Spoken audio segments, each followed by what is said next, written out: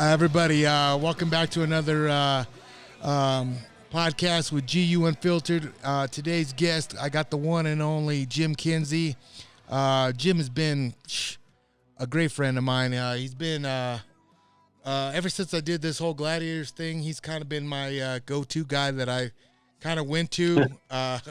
He's been in the industry for a very long time. Yeah. Jim, tell me, what have you been up to? Yeah.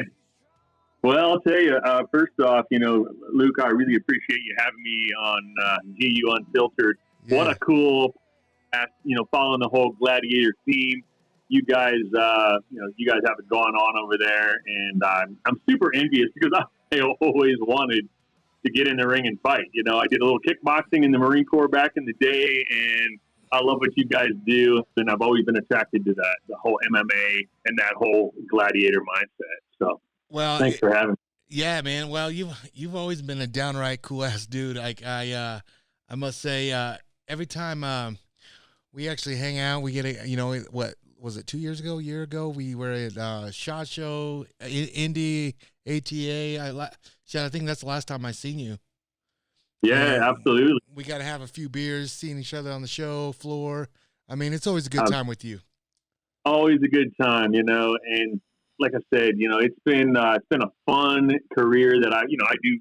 I'm a filmmaker. I do music creation. I write like a lot of stuff for magazines. So I've kind of got this, from an early age, I kind of started out in, filming and from my dad kind of got me into it when I was like 13, and that's really kind of what got my start. And then from there, I kind of was writing a little bit in college and stuff, and then kind of combined everything I knew on the filming side, everything I knew on the writing side, and I play piano. A lot of people don't know that, but in the background there's a Yamaha Montage 8, and I like to play keyboard. And so I'm kind of like, I guess I'm a jack of a few trades.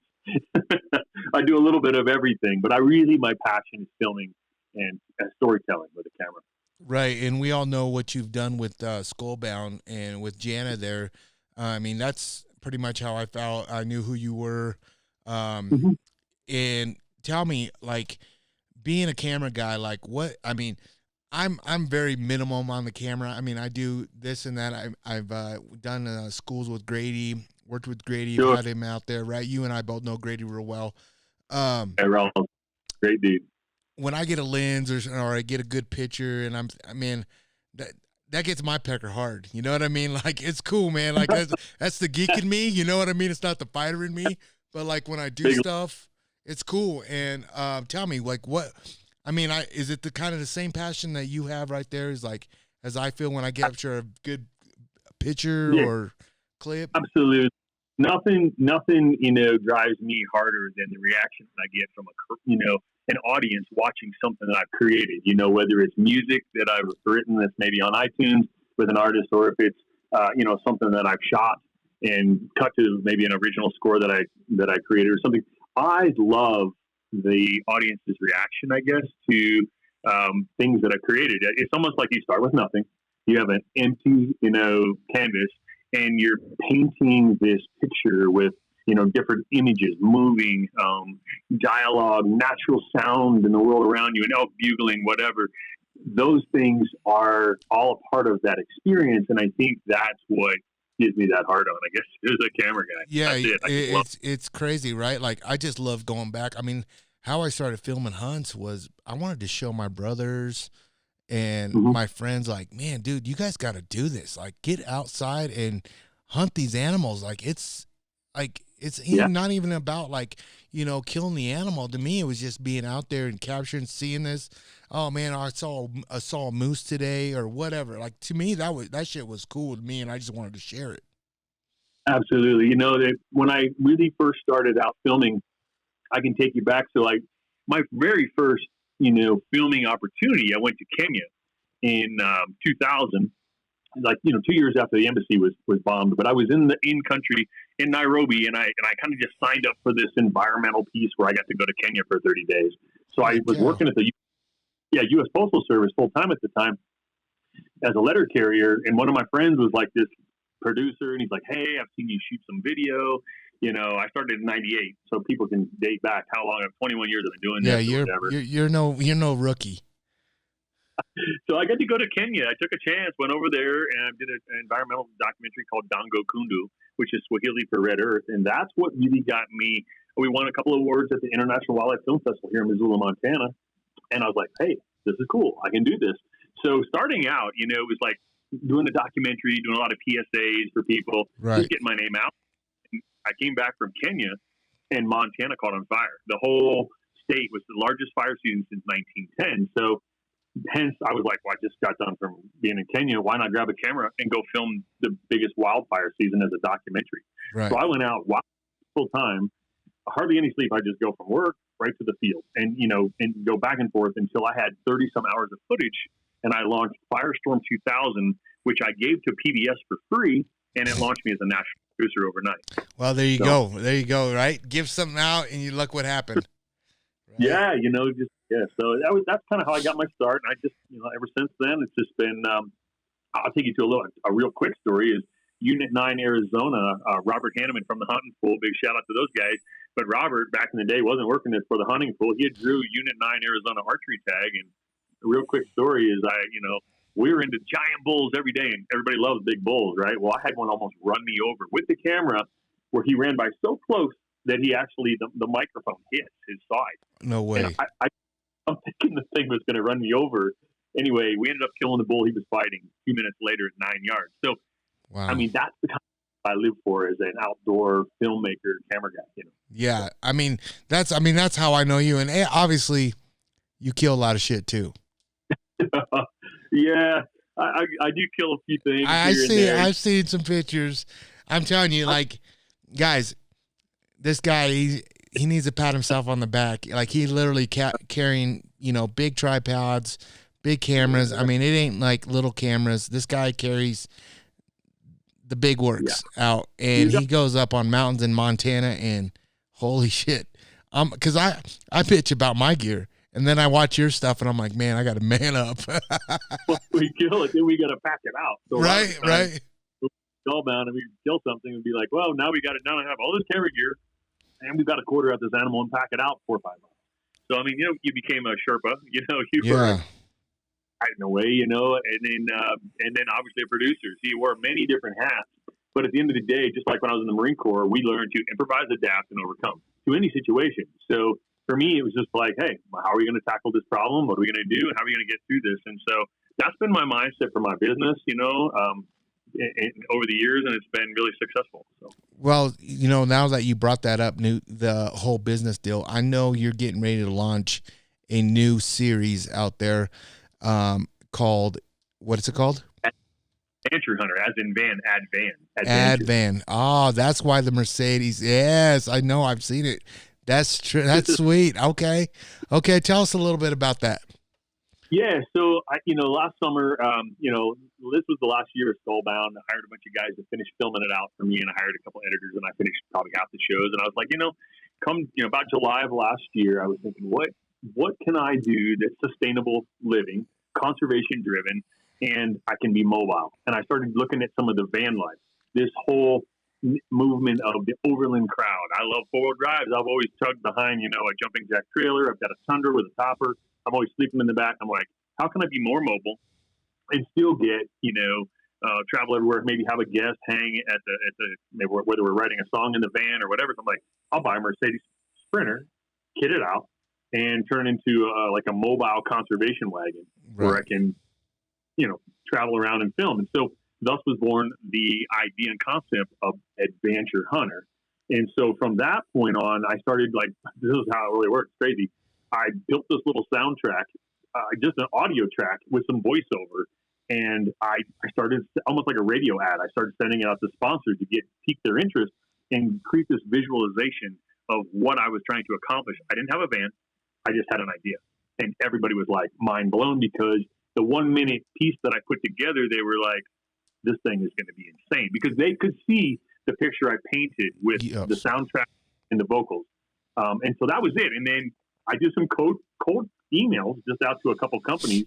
One was Sportsmobile West, which is one of the biggest companies that does van conversion. Jonathan Phelps, the president, he hits me right up and was like, we want to be a part of this. And I get 30 emails a day. And so he saw that this was a good deal.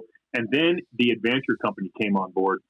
James Margot, the owner, one of his guys that, Brandon Nelson, that works the social media side, calls up and he's like, hey, I handle all their social media. What's this about? And we both had fly fishing in common. And he's a hunter. And so we started talking, and here we are almost a year later, 9 months later, and we've got Brandon is my co-host. Adventure Company is one of my sponsors, and I've got a lot of the sponsors from Skullbound on board. I'm super excited about the sustainable living movement, that I'm trying to create on this series, and I'm super pumped. It's been really well received. Well, from just what I see when I follow your Instagram off of that, let alone from Jim Kinsey, you can follow along on that. But like, who doesn't like a badass vehicle wrapped up in Cryptek? Oh, I know, Cryptek, right? Highlander, right? It's badass to begin with. You blend like the chameleon, and I think it's effective in 80% of all worldwide environments. That Highlander pattern. Special forces are wearing it.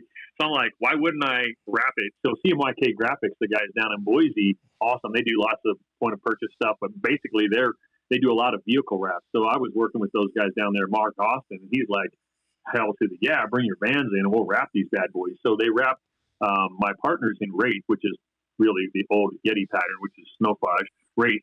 And then they wrapped mine Highlander. And man, we knew from that on, I've had almost 2 people have accidents because they're looking at the van as it drives by and they're almost running into another vehicle. It's crazy. Yeah. But, it's pretty sweet. That's pretty sweet. I'm excited to see where that goes because honestly, it's something new. And in the industry, not the old that's boring or nothing. It's done so much. You know what I mean? Like everybody's doing the same. It's a cookie sheet. You know what I mean? Like a cookie pattern or whatever, It's so many different, different ways, and it's cut so many different ways. And, I started to think through what is new, what is fresh, what is, there's a lot of new eyeballs that don't know about hunting, that don't know about sustainable living. And let's face it, I have a real, sad part of my heart right now thinking about the people that are affected by, the COVID-19. And, there's a lot of grocery stores that are completely out of food, and there's people that don't have anything in their freezer. And I'm thinking how blessed I am because I live sustainable living, and in my freezer is a bear. People are like, oh, why would you shoot a bear? Well, I'm eating him I've got breakfast burritos we made up, and I'm eating them in the morning. I've got, deer, and I've got elk, and I've got whitetail, all these things in there. And it's because I live by the sustainable living. That's my whole MO. And it's really comes to pass right now when things are scarce, like food especially. Yeah, that's been kind of the topic lately here around here. Like I think more people are going to realize, oh shit, I understand why they go hunting now. Oh shit, I understand why I need to have a gun at my house now. I mean, it's just, now you want to jump on the board, but I mean, hey, I get it. Like it sucks that people are getting sick and dying from it, but maybe, this is the picture that they need to see, right? It's a wake up. You guys need to know that, hey, hunters are the greatest conservationists of all time. If it wasn't for us, a lot of these species wouldn't be around today. Let's face it. Look at what the National Wild Turkey Federation's done with the turkey. Yeah, look at that. Exactly. Now, I wish I could call with my mouth, but I can't. But yeah, those guys, kudos to them and the Mule Deer Foundation. Some of the people that I work with, these guys put their money on the ground, and they basically, they help the wildlife populations. And just because they're helping one specific creature, everything else is benefiting from what they do with the environment. So those are the guys that I work with, So with Adventure Hunter, we're going to be showing conservation, sustainability, and we're going to be working with GoPro and Red Bull athletes and Adam Gleck, a famous chef. He's coming on a turkey hunt in about 2 weeks with Brandon. We're going with the guys Jackson and Dane, Eric Jackson, and those guys from Jackson Kayaks. We're gonna be bombing down some rapids, and then we're gonna go fishing for whatever and telling their whole story. We're doing, Chris Burkhardt, famous photographer. We're gonna talk about his background in photography. I mean, he's got like 3 million Instagram followers, and he's a good friend of Brandon Nelson. So what Brandon brings to the table, my co-host from Adventure Hunter, is he's this younger version of me. So yeah, I mean, I pop on your channel and I listen to him. He's a cool ass dude. It seems like I think you did great with him. Like personally, I mean, not just me. Like I'm a pretty easy guy to entertain for one, but like for me to keep popping on, you got to have the charisma, right? And and I think he does. And I mean, I think he did pretty good on that. So, speaking of like photography and camera stuff, I had a couple questions hit me up on the IG when I posted this that I was doing this with you. Hey Kinsey, what is a good camera for the backpack? Not real heavy. I mean, probably like the Sonys, and a good. They want to know, and where it don't break the bank. Yeah, so I'll give you a good example. So for season 8 and 9, I filmed 90% of the footage on the Sony Z90. It's the PWX Z90. It's a small handheld 1-inch sensor, shallow depth of field, 4K, which is kind of what I shoot in. When you drop it in a 1080 timeline, we deliver to the network. If you're doing that, or even YouTube, whatever, you get a 4x zoom. You can crop into the timeline. I love that camera, and it won't break the bank. Bedford Outdoors, drop in my name, you'll save 5%. Oh, really? I did not know that. Anybody out there? Hey, 5% is 5%, Today's world, drop 5%. That's a good thing. Yeah. So what I'm about to do right now is I'm just going to give a little people a little taste of what we're doing right now. We're on live right now. So if are you on the computer or are you on your phone? No, I'm on my MacBook right now. MacBook. So this is live right now on the IG right now. I'm talking to Jim Kinsey. He's my dude. Anyways, if you got any questions about Jim Kinsey, holler him over to me. But other than that, we're just going to continue to go on this podcast. The other thing I wanted to go over is, so like when you're editing footage and stuff, do you do a lot of Adobe Premiere and stuff like that, or do you have a different one? Yeah, I work with Adobe Premiere on the Creative Cloud. I'll take you back to Adobe Premiere. The very first, when I started editing Adobe Premiere, was 51 Charlie, 5.1 back in the day. We're talking 1998 on a 10 gig hard drive. Today, flash forward to, Adobe Premiere Pro 2020, Wow. but in that gap in between, I did work with Final Cut for a number of years on 7. So yeah, wow. I love Adobe Premiere. That's sweet. That is really sweet. Hey, I got a question. Hey, no, can't ask that question. Nope, not gonna ask it. Hey, anyways, the internet's ruthless, bro. They always win. Yeah.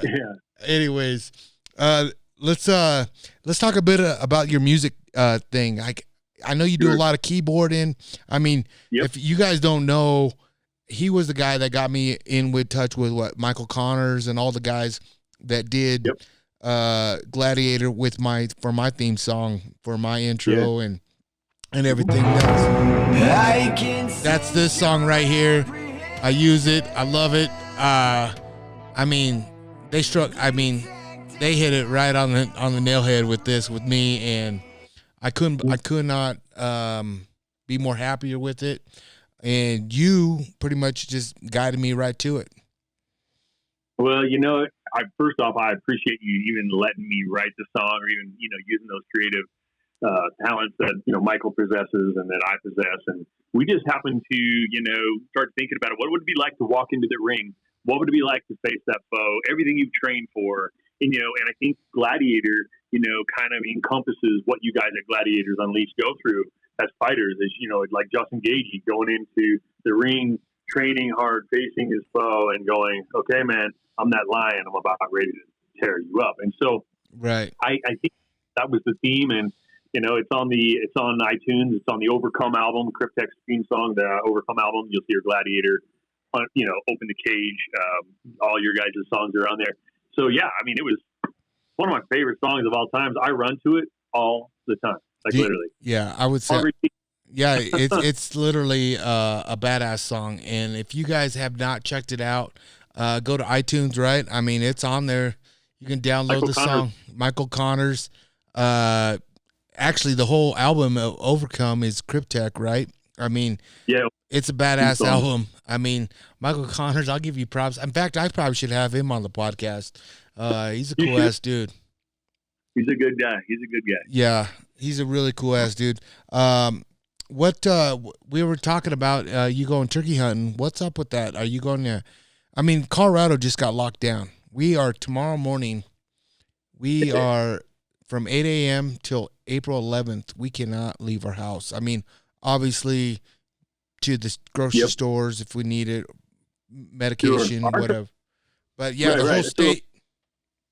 Yeah, we're not locked down here, Luke, at all. Like right now, Montana's like kind of like still. I mean, restaurants are closed. None of the public services are open, things like that. But we're kind of just staying in the house, eating food that we have out of the freezer. But turkey season here doesn't open for a couple weeks yet. So, by the time I think you guys are off lockdown, our turkey season should be coming up. Spring Bear actually starts on the 15th of April. Man, so that comes.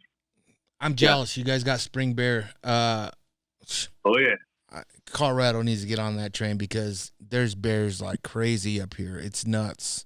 Yeah, I can't believe you guys can't hunt them in the spring. It's one of the craziest things, to me. But, hey, we hunt them in the spring and the fall here. Of course, we have grizzlies as well. So last year, 2 years ago, I filmed those two grizzlies mating for 7.5 hours. Yeah, that was one nuts. Of the ever filmed in the wild was just coming upon two mating grizzlies, and I had to have a 4K camera and a long lens and film them forever. Yeah, that was like gold right there. When I saw that, dude, I was like, dude, that was sick. That was me as a if I was filming that, my pecker would have been hard. And scared. Yeah, dude. Yeah, your cat couldn't scratch it, I promise you. Speaking of being like scared and shit, I wanted to ask you a question. We got to salute you. Thank you for your service. He is a veteran Marine, right? Yeah. He served the country. What's the craziest shit that ever happened? I mean, I've done so many crazy things, but I mean, nothing too crazy. When I say crazy to me isn't that crazy, because I did not see battle because I was a helicopter mechanic. I was an aviation welder. And so, I mean, I literally just worked on choppers all day. Then I went to the beach. I mean, so it was like this crazy, hey, keep it flying and they don't mess with you, So I was like, that's kind of how I rolled the whole way through. I mean, in boot camp, I got a little bit of trouble here and there, but I mean, I learned to adapt and overcome real quick. So I didn't get my name called out like Kinsey, Private Kinsey, right. A few times there. But we never volunteer for anything. They always say, don't volunteer. So this one time they came through and they're like, hey, we got any volunteers? I'm like, frick, man, fuck it, I'm doing it. So I raised my hand up, and sure as shit, they're like, okay. They go, Corporal Kinsey, we're going to go jump out of a helicopter, search and rescue, do some practicing with the frogmen, and then we'll gather you up. But we're in that, it's the top 10 breeding ground for hammerheads in the world, Kaneohe Bay, Hawaii. So I'm like, oh, great. So I'm jumping in my PT gear into the out of a chopper, flying it, I think we were doing 25 miles an hour off the ocean, about 25 feet up, 30 feet up, and then like 35 feet, 3 different jumps. In a chopper. And the entire water, we jump out, just kind of like this, jump into the water, and boom, down we go. We come up. There's a frogman. He grabs us and brings us over. And the entire time, I'm thinking, because it's right during the breeding season, these hammerheads are breeding. I know they're right underneath me, and I'm like, why did I volunteer for this? I'm like totally gonna like get myself out of the gene pool here, but anyway, I never did. But I knew there was, because we went out one day and caught 33 of them.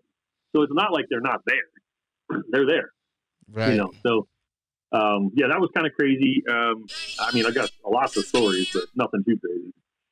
Now, tell me, is the Marines probably the best armed forces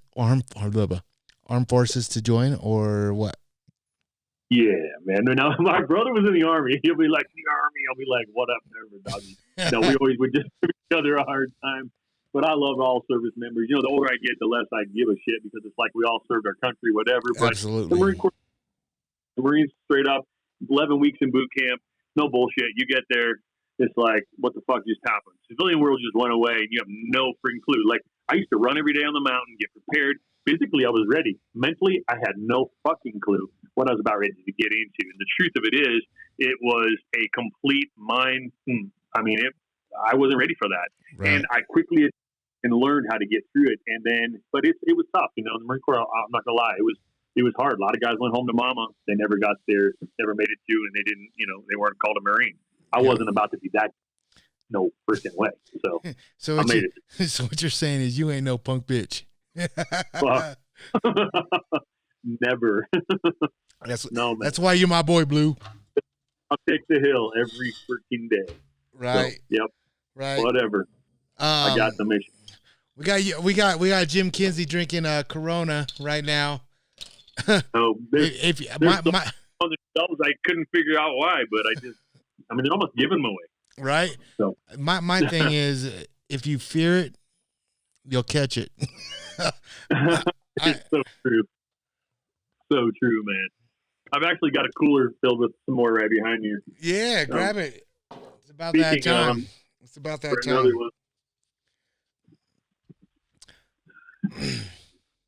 A lot of the guys were complaining they couldn't hear my audio on this whole thing, so I'm like, hey, guess what?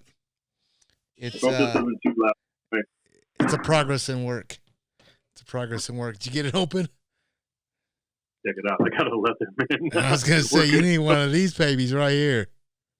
Look at that. Hey, I know a guy. Yeah, you definitely know a guy. You definitely know a guy. Check this out though. This is what you do. What do we get for $10? Everything you want. Everything. Yeah, you know that, huh, Jim? I love that one. I love that one. Control. Unfiltered as usual. Yeah. There we go. Get somewhere. I do have one more Marine Corps story that I almost drowned. It's a true story. I got caught in a cave free diving.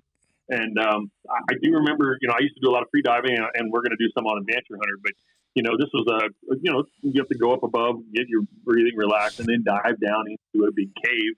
And we'd come out the other side, and you'd spear these fish. But it's like 30, 40 feet through, and you're going down and down. And then you don't realize it. After a storm, there's a surge. And so you can get trapped in that surge. And long story short is I got down in the middle of that cave. And a week before, another Marine had died that drowned. Oh, shit. He got trapped because he got in the surge and panicked and wasn't, maybe didn't have enough shape, wasn't in good enough shape or couldn't hold his breath as long. I got trapped in the middle and I was caught there for a while. It'd pull me through, and it'd hold me there, pull me through and hold me there. By the time I got out and came up, I almost blacked out as I hit the surface. I turned onto my back and got my breath. But that's a true story. I came real close to drowning. So. Yeah, dude. I like doing adventures and shit, but, something about like deep sea. Like I snorkel. That's cool. I'll snorkel.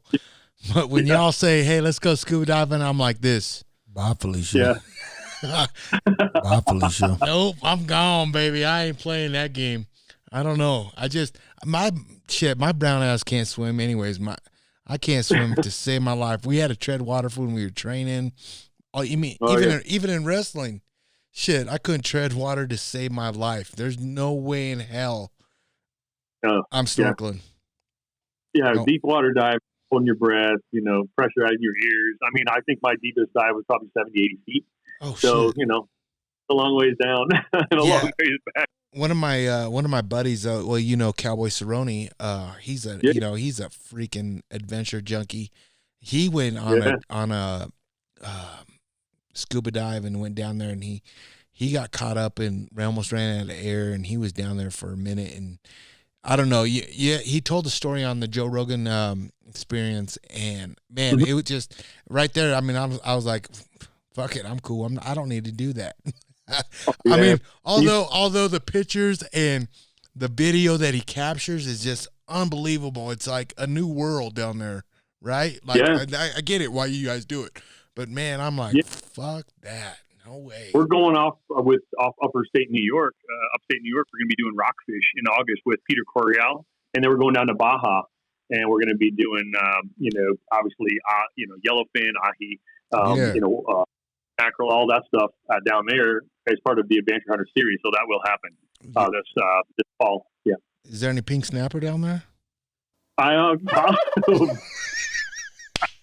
I had to do that. Oh shit, that's funny. After real red snapper. Oh shit, Jim, that's fucking crazy. That's a good one. That's a good one. Let's change gears a little bit. Here's a bit of a rattlesnake.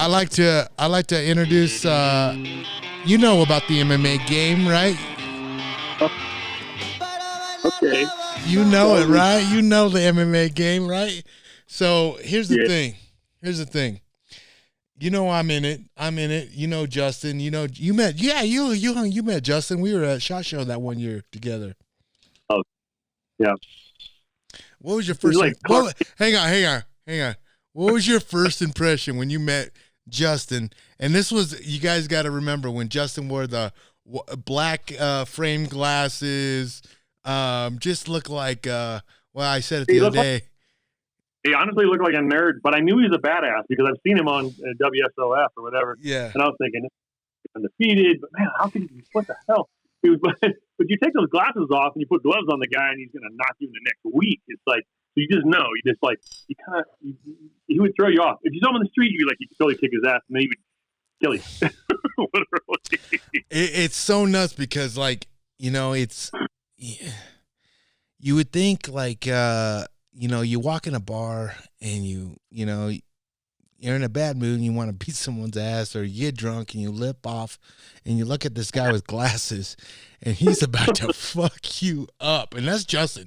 Like, he's the Clark, what is it? Superman, Clark Kent, right there. Oh yeah, totally.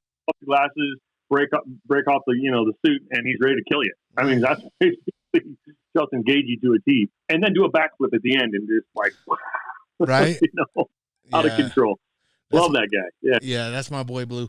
Well, speaking of the MMA game, I got a question. I got a question for you that I like to answer, or I like to ask my guest.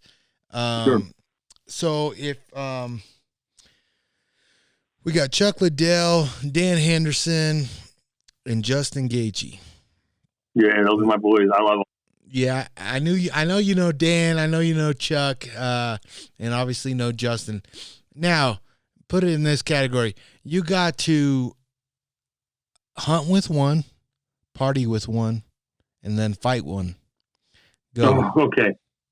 So I would definitely hunt with Justin Gagey just because I don't want to go in the ring with him because he'll wrap me up like a pretzel, leg kick me till I can't stand anymore. No, I need my legs to hike. Okay, so I would hunt with him. Party, Dan Henderson. I partied with him at SHOT Show. He's cool as shit, but he's like that guy that if it goes down, he's my bouncer. You know what I mean? Like, he's the guy that's going to like roll people into the next week. And then Chuck Liddell, I would fight him because the Iceman would have me literally out in like less than a second with one hit, and I'm out. I wouldn't even know what happened and be like, "Where am I?" And I'm away. So that's kind of the order that I was kind of thinking. I mean, that's how I would do it. Is that good or no? No, here's my thing is I like, because I'm with Justin every day, so, and I hunt with him all the time, and it's awesome. Don't get me wrong, I love hunting with Justin. It's great. We always look forward to hunting spring turkeys together, but I don't know what's gonna happen, man. I want to do it.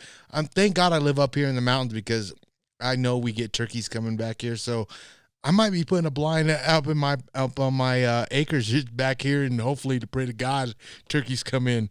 But so if I'm partying with one, fighting one, and hunting with one, man, I'm definitely gonna have to go with this one again. Chuck Liddell's a partier, so I'm gonna have to go with Chuck. He is a partier. I know that. Yeah, he does. I think, I was telling Snyder this the other day. I think he owns a couple of bars in Nebraska, my home state. So I got to figure that out. Then hunting one, I'm obviously going to do not Justin, Dan. I'm going to go with Henderson just because I know he's a big outdoorsman too.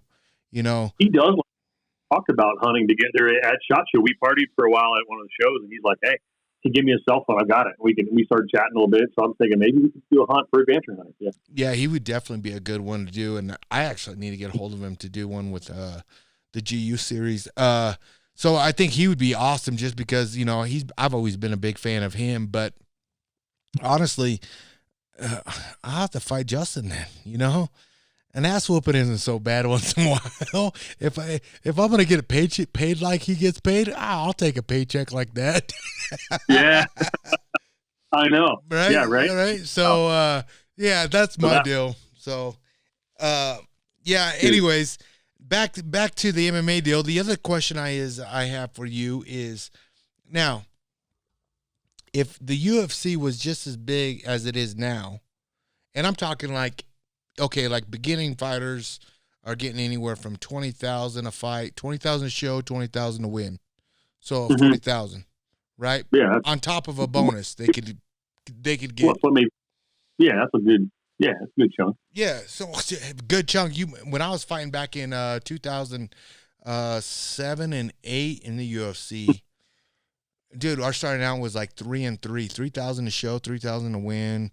6-6, 12-12. I mean, it was bare minimum. I mean, you couldn't. I mean, but that was the time where we lived off our sponsorship. Like that's when our fight shorts were like trekked out. You know, that's how we made our living, was off our sponsorship. Tap Out, you know, Home Depot, you know, all that stuff. So we made our money back up on that. Supplement companies, stuff like that, but. It's way different now. Reebok kind of took over. Now that's the one. You can't just wear, you know, like Tap Out anymore and all the things that you used to be able to do back in the day when it first started. That was a big deal. Oh, and guys could wear huge, make their money and whatnot. Well, I mean, Reebok still pays them, but you got to have so many fights in the UFC to get.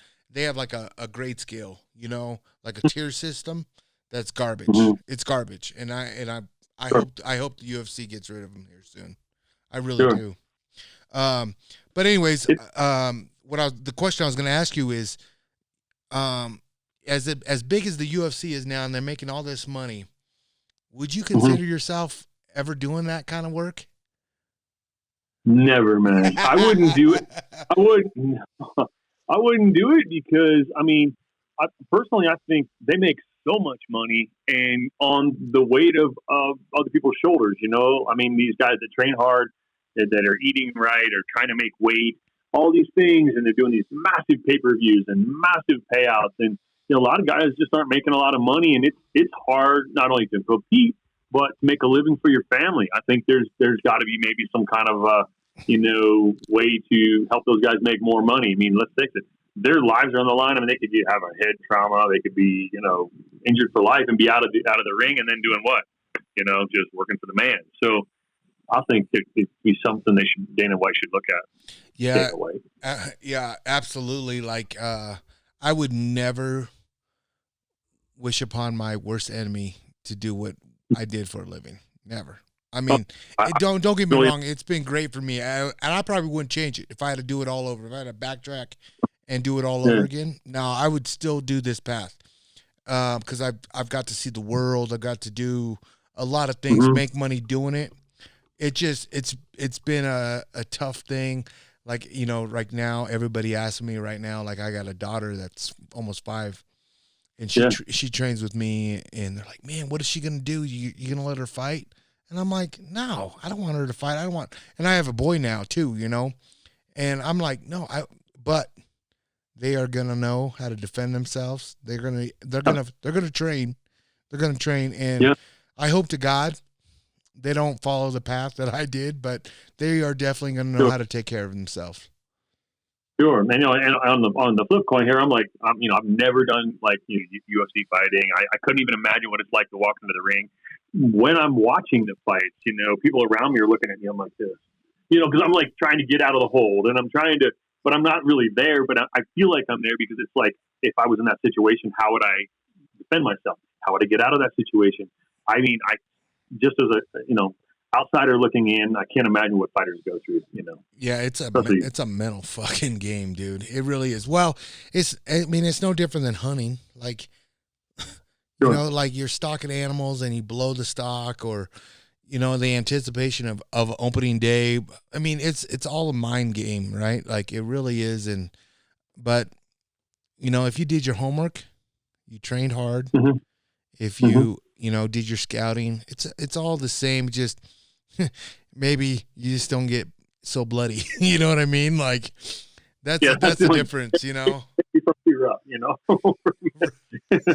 But yeah, I totally get it. The only UFC fight that I've ever been to where I actually went and watched the UFC fight, one of my buddies, Alan Harvey, who is a good friend of mine from the Marine Corps, invited me out to UFC 98. It was Keith Jardine and Rampage.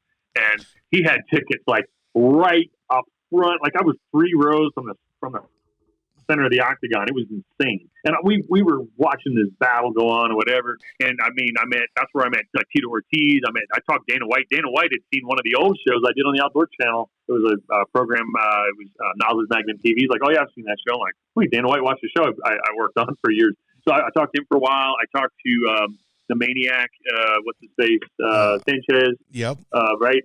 All these, Diego. old school guys all there. Yeah. And it was awesome. And I had a great time. And at the end of the night, I'm walking out of there and I looked over and where Rampage was sitting, his gloves were there. UFC gloves were on the ground. So I walked up and grabbed some fuckers and walked out the door. I have them to this day sitting, they're in my storage unit right now, but I have Rampage's gloves from UFC 98. That's badass. So, yeah. So it's kind of cool. I got a 3/4 life-size bear mount that's in storage. I usually put them on the bear. Yeah, because they're huge. Yeah. Anyway, that's funny. Yeah, like Rampage is my shit. I love that dude. Yeah. He's actually I loved him back in the Pride days. But Keith Jardine, man, I used to train with that dude all the time. He's got a Butte for me, Butte. We call it Butte, America. Right? Yeah. That's where he's from. Yeah. Yeah. Yeah, well, I don't. Is he? Well, when I trained with him, he was down in Albuquerque, New Mexico. So yeah, I don't know from Butte. Everybody says he's Jardine's from Butte, but maybe not. I about to do my research, but I thought he was. Yeah, he very might well be. Jardine. Those are the ones that are from Butte, America that I know of. Right. Yeah, he's good shit. I like him too. Tell me what do you have stored coming up this spring besides? I see you shed hunting, now. Oh yeah, we're out chasing sheds, but so my van is actually at the Adventure Company right now. They're kitting it out, so the inside's getting cabinetry, solar panels, big roof rack, all this junk on my van. It'll be done May 1st. So right out of the gate, I roll down to down to Florida. I'm meeting up with Manny Puig. I don't know if you guys know, he makes these really cool necklaces here. He's one of the consultants for Johnny Knoxville and Jackass. He's the guy that dove with the sharks and the gators. They call him the Shark Man if you look him up on Wikipedia. Super cool cat. We're doing a 2-part series with him. We're going to build those big tridents. We're going to spear tilapia, and then we're going to eat them. And then we're going to go after Burmese pythons, and we're going to catch them in the Everglades and talk about how invasive they are on the environment. Oh, wait a minute. You're going to go hunting pythons? Oh, yeah. We're hunting pythons, man. And we're going to eat them in a van. Man. Okay, well, make sure you cook that shit because I think I saw a bunch of shit where coronavirus came from, man. That fish market was jacked up. You're thinking bat stew. I think we're good on the Burmese python. Then we might be screwed. Hey, I don't know. Those fucking snakes get really big. They get huge. Yeah, they've got some of them that are actually eating the alligators. So they're so people don't know the tilapia are in the top 100 invasive species in the world. Tilapia, they take over, the waterways and stuff. And then you've got Burmese pythons are killing all the indigenous species to the Everglades. So we're going to speak with the biologists, talk about how bad they are. I've got some cool cats from Insomniac Bow Fishing that are going to be out scouting, finding these pythons before we get there, not exactly staging them, but, you're not going to find a needle in a haystack, especially in the Everglades. Have a rough idea within 50 acres of where the last time they saw the day before. We'll go in, we'll find them, we're going to catch them and kill them straight up, so. Dude, that sounds epical, honestly, dude. Like that shit sounds fun as hell. On a grill and eat them. And at the end of the day, you can use their skin for boots or pool. And so the whole idea is sustainable living. And then I'll come back from that. Brandon's doing that hunt with Adam Glick. He's never hunted before. He had a big show, I think I forget it was on cable, but he's an outdoor chef, and we're going to do a show with him. We've got Kerry Barlow, famous singer-songwriter, good friend of mine. If you heard American Honey, his wife wrote Jesus Take the Wheel with Lady Gaga, A Million Reasons. He's a big songwriter, so we're going to do a show with him, deer hunting in Oklahoma. We've got just a whole bunch of cool shows, some spearfishing shows. I mean, just all, you never know where we're going. You never know what we're going to do. You don't know who the people we're going to meet. And we're all going to tell their story in their professional careers and sustainable living. That's it. So it's be fun, man. I'm actually really excited to see where you guys go and how this whole setup is. I mean, it's a badass van. It's a Mercedes, obviously. Oh yeah, it's Sprinter. It's unreal. It's like a Cadillac for a van, literally. Right. How well did those go in the snow and stuff? Great. So this is crazy. So we just had the guys over at Van Compass they're a company out of Post Falls, Idaho, just put this cool ass they put these different springs on it and a bunch of cool secondary shock system and some other beefier tires and all this stuff, and they can go anywhere. I mean, literally, they're like, I can't say anywhere. They have a higher, they're a little bit higher, but they can still go good. I mean, like I took one, I was crawling over logs and I was going down embankments into the river and going through stuff that I'm thinking, man, I don't even know if I can take my Tundra here. And I'm worried. I'm like, well, at least this thing's wrapped. I don't have to worry about getting the paint job screwed up, But I mean, they go especially in 4 low, they crawl. Really? So, yeah.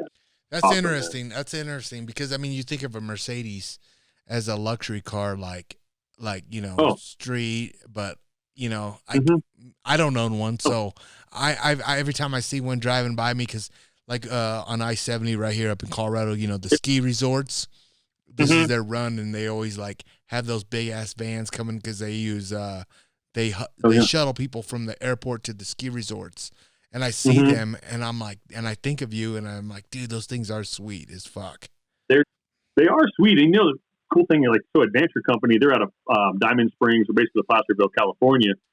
So look them up. They're really, they're badass. These guys take, a bare bones Sprinter that's just basically a shell on the inside and turn it into this absolute work of art. I mean, and depending on what you want to do, let's say you had a bunch of fighters and you wanted them to, at the end of the training, you want to give them an IV, right? Or whatever, just pretend. Right. I don't know, they've got guys they just did one for a client where the guy can come in, sit down, and they can put an IV in, for runners at the Boston Marathon or whatever it is, maybe a triathlon or something. You can sit down 4 or 5 people inside of it, and they can sit there, get their IV, and roll.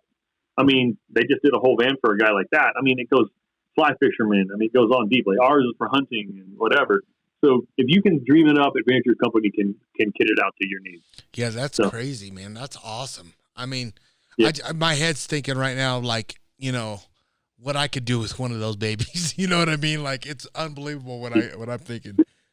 Yeah, you could drive around, do your podcast, meet up with your fighters, build the whole thing for a podcast, and do it in your van. What's cool with Adventure Hunters, I've got all these cool sponsors Magnum Research, OnX Maps, all these big companies have come on and they've actually sponsored the build. They've got behind my whole idea and they're helping me pay for the build. So, I mean, it's a lot of Sprinters, 70 some grand just to go buy bare bones. And then you got to add all the parts to it. So, I mean, it's a big investment when you go in, head first into something new like this. And luckily, I got a lot of great companies behind me. Well, and that's something people need to realize. Fuck, man. When I started this whole thing with Gladiators Unleashed, I thought I seen on TV. I was on Willie Schmidt's Pure Hunting, right? Yeah, Willie. Yeah, man. I love that. I love that guy too, man. His dad just passed away, man. I feel bad for him. Yeah, prayers to you. Right, but that's another reason why to film hunts. Look how many memories he has with his dad right there, and he'll have forever. You know what I mean? He was that guy in the family that took him out and introduced him to sustainable living. Hunting's okay. It's okay to hunt and eat whatever you're shooting and have respect for it. And look at, that man changed his life. He went onto TV and now he promotes that. I mean, what a round robin. What a neat thing to pass on to his kids. Yeah, dude. And Willie's a G, dude. I love that dude. That guy's fun as shit. He's a good man. Yeah. What I was saying is, being on his show a couple times as a co-host, And I was like, Yeah. man, I can do this, right? Totally. I can do this. Yeah. Man, when you walk in the industry, you're just another fish in the ocean. It doesn't matter who you are. It don't matter. You have to literally be somebody, have impressions, do this. I mean, you got to have a name like Jim Kinsey right now. Like, you have done the track work. You have done the track work. And even today, like, I'm still a newbie in this outdoor industry, and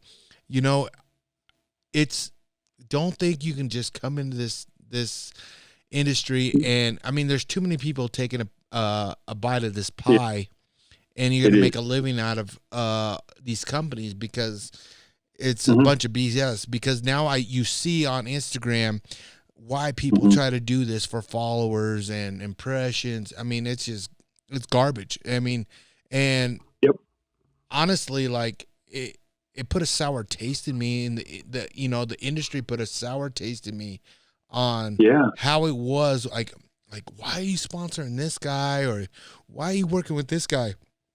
And it was just garbage. But then you have the true people that actually deserve companies' marketing money, that do the right things, that show great content. Like, I mean, this guy, I mean, literally, you show. I mean, look at Skullbound, for instance. I mean, how many awards have you guys have won? So we've been up for a few, and we did won our Golden Moose Award for fan favorite conservation show. But, it's basically, the way I look at it is, let your work speak for itself. Don't be braggadocious. Just do a good job and over deliver. If I was to tell any producer anything, I'd say over deliver. If they said, hey, you got to do a commercial for them, give them 100 photos, give them a bunch of videos. If you do that, you'll separate yourself from the pack. You can't just be like that guy that's going to give exactly what you said you're going to give. You want to continue to work in this industry, you have to over deliver. So. Plain and simple. And honestly, don't be giving out our secrets.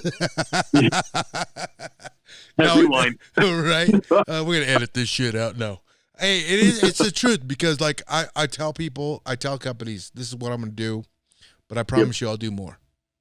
You know what I mean? You have. You have to if you want to stay above water, right? I mean, this outside the box. If you're not thinking outside the box, this industry isn't for you. Because if you don't think outside the box, you're going to just be vanilla, but you'll blend with the rest of them. You got to be outside that box. Yeah, don't pigeonhole yourself into something that everybody else is doing. Do something that's different, unique, and grabs people's attention. Yeah. Like your new series right now. It's something that's grabbing my attention. I mean, don't get me wrong. Like, I'm like, this cocksucker thought of something really, really good. I've had a few people. Yeah, and he's already got companies on the board, so that's good. Like, honestly, Jim, like, that's the shit, right? Like, they believe in you. They know your work. They know what kind of person you are, just like I do. Yeah. So, thank you, man. I mean, that shows a lot of on the companies that are already working with you, because they do know you. You know what I mean? And they trust you, and they know what kind of work you put out, and you're not going to just take their money and run, you're going to put out some badass content. I know it. And the truth of it is like, I mean, my name means a lot to me. And if I put out any piece of work, it has to be good, the best, because I won't put it out. My dad always said at the beginning when I was a young man, do it right the first time or don't do it at all. And so I've always had that mindset to deliver the best that I can to my capabilities and the technology's capability, and try to over deliver. That's the key to success, I think, in basically any industry, any business. And it's been really successful for me. Dude, that's a great piece of advice. Like, if anybody's listening to this, I'm telling you right now, that's the same kind of deal. Like when I go corner fighters, right? Like that's my name, that's my face, that's my fame, that's me.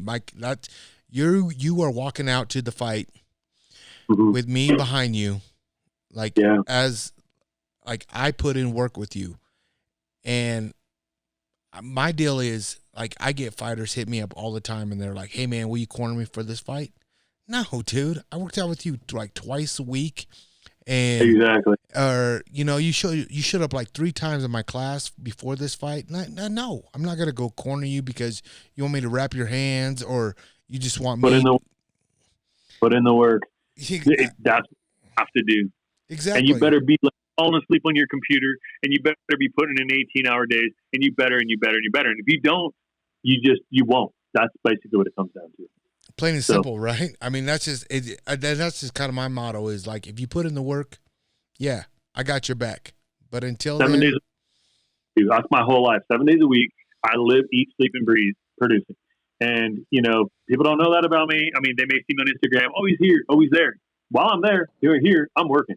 Like, people don't know that. My kid always coming over. He's like, Dad, you never stop working. He was over today cutting a piece that we shot here at Blue Ribbon Auto. That's part of the van build. But it's because I don't stop working. I have a job to do. And people relying on, things that I said I was going to do. It's in a contract. If I tell you when to do it, I'm going to follow through and finish it. So that's how I roll. Well, that's always the man that I know, right? Yeah. Speaking of your son, man, like, tell me a little bit about him. I saw that he went to Grady School. Yeah. I mean, tell me, like, I went to that school twice. I went to his. Well, actually, what was it? 3 times? I don't know. I had him. I hosted my own school for my crew. I flew him out, told him to come out and do it, and then I went out to Oregon and did it. So it was twice. Yeah, I probably should have done like 3 or 4 of them. But. Cool, man. I mean, Bowen was like, he's a split image of me. Like, him and I are like real similar. Obviously, my oldest son is more of a mechanic, more of a Walker Giovanni Kinsey. My oldest son, he's 25. Bowen Kinsey, he's 23, and so they're both real different. Now, Bowen is that artist. He plays, he sings. I've had him down cutting with multi-platinum producers in Nashville. He's like me. I'm like, if he can do all that, he can surely edit. And he likes a camera, so he could direct in film. So I sent him to film school with Grady, and he's come back like this. He's like a different person. He's like, Dad, I want to help you. I want to help you Adventure Hunter. I want to film. I'm like, hey, if Jim Shockey could do it and Brandlin, I'm sure as heck could be like, hey, why isn't my kid doing the same thing? So it was like a no-brainer. And now I've got him editing some of my stuff, and I'm going to put him to work for Adventure Hunter. Dude, I'm jealous. I'm jealous. Right now, I'm like, God, I got a 4.5-year-old daughter. Come on, hurry up and grow up.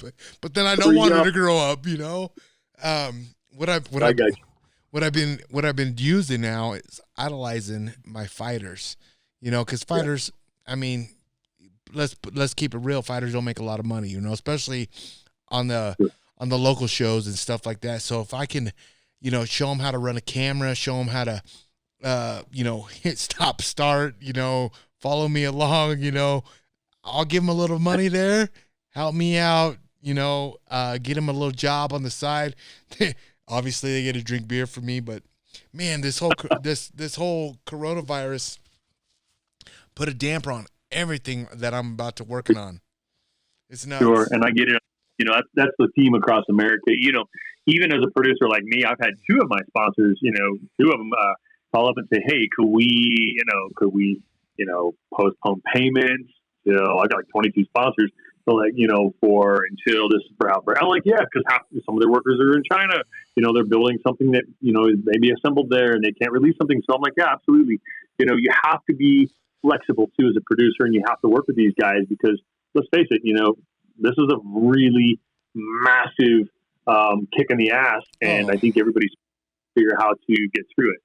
Right. And that's just, man, I was doing a workout on live video today for my class. And, at the end of it, I kind of talked to him and I said, hey man, stay indoors, as much as we don't like to, but this is a fight, whether we like it or not. Like this is the American people, not just the American people. This is worldwide. Like, people got to take this serious and fight it. Like, it's a fight, and I don't like to lose fights. And so, listen, like, there's people that we don't know about that are scientists, doctors, and stuff like that. They're in the front lines right there. They're the Marines right now. This ain't a war fire. Those doctors and scientists are our front line, and if they're telling us to stay indoors, fucking stay indoors. Yeah. Look at the big post Zach Brown just put out on Instagram the other day. Super heartfelt. His whole tour has been shut down. Now, Zach's a friend of mine, and he's actually one of the sponsors of Adventure Hunter. He actually, a little story, and I'll tell you, last year, February, we were down at his place and checked out his studio and got to see his private pad. And at the end of the night, a lot of people don't know this, but he's a hunter, and he's a conservationist and stuff. But he doesn't really advertise that. He's just, he's an artist, singer, songwriter right. guy. But I want to get him on the show. We start talking about Zach Brown Collective. He's got wine company. He's got the Denver box. He's got the knife and the Alaska Salt Company, Southern Grind Knife. Last year, he gave me his personal knife out of his pocket. I was like, I didn't even know he had a knife company. And he goes, oh yeah, Southern Grind. This is only handed out to his band members. It's called a machine member. And he handed me this. I'm like, dude, I don't know what to say. And so I was super excited about that. Are you guys seeing this thing? This thing looks badass. This is Zach Brown's personal knife out of his pocket. That's and dope. It was one of the coolest things I've ever, been given. And it means the world to me. And so, they sponsored the van bill. And so this year you're going to see us drinking, Zach Brown Uncaged. Who doesn't want to be uncaged, right? Get in the cage. So, right? So, yeah, good stuff. Good wine company, all kinds of different things. And big shout out to Zach Brown. We're with you, bro. That's dope. That's cool. Not to change gears, but you just brought up a good thing that I want to talk about. I forgot to mention this to you. Open the Cage. Talk to us. What's up with that? Yeah. Yeah, so Open the Cage is a brand that I started the same year we launched Gladiator. There's a song Gladiator on that album. I trademarked the phrase Open the Cage as a metaphor. Life's a fight. You've got to overcome obstacles, whether it's, the Taliban or whether it's the coronavirus or whether it's, whatever it is, there's all these obstacles are thrown at you in life. So I came up with the idea of Open the Cage. Life's a fight, quote, Open the Cage. So, yeah, so I've got the website still rolls. We're still selling T-shirts. We've got hats. We've got everything on there. We did a deal with the Preferred line, which is kind of like Open the Chute, Open the Cage, all that ranching rodeo world. We have a line with them. So, yeah, it's been really successful, and I appreciate all the support out there from everybody. Yeah, I mean, I've actually gotten a couple things from you, and it's awesome gear, everyday gear. Like, it's the most comfortable shirt you guys can wear. And yep. Fucking right now, Open the Cage is a perfect slogan right now. Right. I mean, literally, look at us. I'm rocking your shirt today because I love you guys and I wanted to support. Thank you. So, yeah, I've had that on, but, Open the Cage it's openthecagegear.com. And we've got a ton of apparel there that you can, hand out and just get through this whole COVID-19 thing and just overcome that obstacle. Because as Americans, we're going to overcome it. Yeah, that's just the thing. Like, I know we're going to be better from this. It sucks right now. But like I said, here's my thing. I think Mother Nature, the world, or you can say God, Jesus, sent us to our room to think about what we have done or what we're missing out. Don't take things for granted, enjoy it, and I mean, believe me, I'm no poet, but goddamn, he's kind of put a halt to the world and stopped, and he kind of showed like he's still in command, little shake and rattle here, like, hey guys, here's what's up. Yeah. I mean, you can put the phone down and you can go out and get outside. You want social distancing? Go climb a mountain. Go climb go take a run. Get away from people. You don't have to sit here, look at your screen time for the week and, I was down 7 hours. Why don't you get outside and make that your screen time? There's your big picture right out in front of you, but everybody stares at their phone all day. Maybe now's a good time to reflect on, 20, 30 years ago, we built forts, we dug worms, we caught catfish at night. We did stuff, we didn't even have, we had a dial-up rotary phone. I mean, come on. 9. Exactly. Oh shit! I messed up. I got to start all over. Back in the day, man, it was a little different. But the truth of the matter is let's go back to basics, and that's really what it comes down to. Back to basics. Yeah, I'm 100% with you there. I mean, it really is. It's like I'm guilty for it. I mean, shit, I'm always on my phone. My wife kicks my ass for it, and my kids right there like, Dad, come play with me, and I'm like, yeah, I will, and I'm doing this, and I'm horrible, but like this whole time, me not working and being here with the family is just like, honestly, it's a blessing for me because this is awesome. Because hanging out with my family has been honestly an eye opener for me. Is like, damn, family is important. Personally, I mean, I really do. I really think family is important, and when this is all done, I'm definitely going to take more evenings off from the gym to have dinner at night. You know, that shit is special right now. You get one go in life. It's like one go, one shot. And, you know, you learn from your mistakes, and it makes you a stronger person. And you just, life throws you a lemon, you make lemonade. You throw a little Tito in there. But yeah, you got either way, Tito's. yeah, you learn as you go. And especially with everything going on right now, I think it's just smart to reflect on what is important in your life. You know, what's really important. Family is everything, you know? And so, yeah, that's kind of what I've been concentrating on, my family and, you know, some quiet time. I like to sit on the piano and play a little ballad. Sounds crazy. I was in the Marine Corps about to play ballads, but hey, whatever. That's what kind of just clears my mind and lets me go to ease and whatever. So right on. Well, shit, Jim. I'm telling you, man. I gotta call you a little bit more, man. Not just for the podcast, but just to bullshit with you, man. It's been fun catching up with you. I'm telling you right now, like, I'm excited to see what you got coming out. I know you're a G on the camera. I know you're a G in the editing. Like, you know. Thank you. I mean, like, really, it's. You teach me to do some boxing, or, you know, some MMA stuff. We'll trade out some skill sets. Hey, I'm so down because I want to go in the ring and do some fighting and just mess around and get thrown around a little bit. That'd be cool. I'd love to do that. Well, you bring that van down here to Colorado, and I promise you, I got a place here. Right there, man. Introduce me into what it is like to be training. Put me through the rigors, make it happen, make me puke, go through the whole thing until I'll see what I got left in me at 51 years old. Hey, I promise you, it'll be a good time. It's not for everybody, but I'm gonna tell you, knowing that you are a Marine, I'm gonna give you a little something. Though I'm gonna give you a little something. Okay, I'll do it, man. I'm down, man. You just say the time and take it into an episode, dude. Hey, man, honestly, that'd be a pretty fucking badass deal if you drove that thing down here and we did a whole series. Like, that would be a pretty cool thing. You doing it, training, and yeah, and then you're going on, and then we go do a hunt or something cool. Yeah, you know what I'm thinking? Like a hunt, yeah, would be awesome. But I'm also thinking I can get you a real smoker right here to do in my gym, real, like a kickboxing deal, just, you know, for fucking, you know, camera purposes. And you do like a 2-minute round, 3 2-minute rounds. Dude, you could do it with headgear, shin guards. Totally do it, man. Do it. That would be awesome. But anyways, explain to people, tell people. Yeah. Where do they find you? Can they watch? Where can they follow? Explain it. Yeah, so on Instagram at Adventure Hunter, as in van, Adventure Hunter. My other one, personal one, is at Kinsey HD, Kinsey HD. That's my Instagram, and adventurehunter.com is the website. So easy, simple. Follow me there, and I'll follow you back. Right on. Hey, the other thing is what I want to know What do we is. get for $10?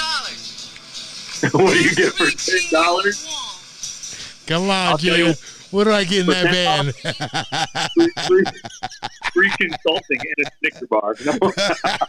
I'm sold. Snickers. You got me. Terrible. Oh, shit. That was bad. But anyways, guys, Jim, it's been the real, dude. I love it. Love it, bro. Hey, stay safe out there. Stay healthy. I want you to get down here to Colorado and let's do this. Guys, what's up? Yeah, guys, remember, if it ain't for my companies, Title Knives, Cafaro Packs, Leopold, Cryptech, check them out. This is, it's all new. Check them out. Give them a holler. Give us a subscribe. Follow Jim, right? He's the man. I appreciate it. Signing off. Till the next one.